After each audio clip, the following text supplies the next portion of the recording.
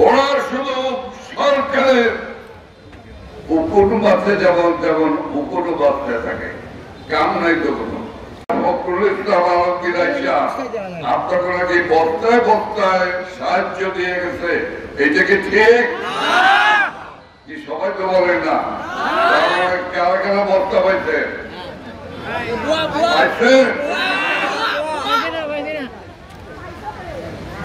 আমার ভাই এবং বোনেরা, ওরা শুধু এই দেশের বিরুদ্ধে ষড়যন্ত্র করে, ওরা এই দেশকে ধ্বংস করতে চায়, ওরা এই দেশকে ধ্বংস করার চেষ্টা করেছিল, এই দেশকে নিয়ে ষড়যন্ত্র করে। ওরা শুধু সরকারের উকুন বাঁচতে যেমন তেমন উকুন বাঁচতে থাকে, কাম নাই তো কোনো। এক মানবতার জীবনযাপন করছেন আপনারা। বিশ্বাস করুন, আমি আমিনুল ইসলাম ভাই সহ আমরা যখন মাননীয় প্রধানমন্ত্রীকে বললাম, নেত্রী আমরা নেত্রী যখন সিলেট এবং সুনামগঞ্জ আমাদের আসার জন্য নির্দেশ দিলেন, তিনি আমাদেরকে বললেন সুনামগঞ্জ যাবে, তবে তাহেরপুরে অবশ্যই যাবে।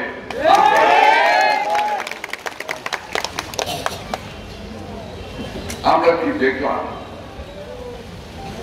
কি পরিস্থিতি দেখলাম আমরা। এই পরিস্থিতি দেখে আমাদের হৃদয় ভেঙে গিয়েছে। তারপরও কত ভালোবাসেন আপনারা শেখ হাসিনাকে, কত ভালোবাসেন আওয়ামী লীগকে, এরপরও আপনারা সকাল থেকে আপনারা আমাদের প্রতি কথা শোনার জন্য আপনারা বসে আছেন। আপনারা কি ত্রাণের জন্য শুধু এসছেন? কি বলেন, শুধু ত্রাণের জন্য আসছেন? আপনাদের মুখ দেখলে আমরা বুঝি, আপনাদের পরনের কাপড় দেখলে আমরা বুঝি যে শেখ হাসিনার বাংলাদেশে আপনারা শরীরে ছেঁড়া কাপড় পরে আর স্যান্ডেলহীন অবস্থায়, স্যান্ডেলবিহীন পাও দিয়ে আপনারা এই বাংলাদেশে এখন আর বসবাস করেন। Cinematic display, photography master, performance expert, NextG N9.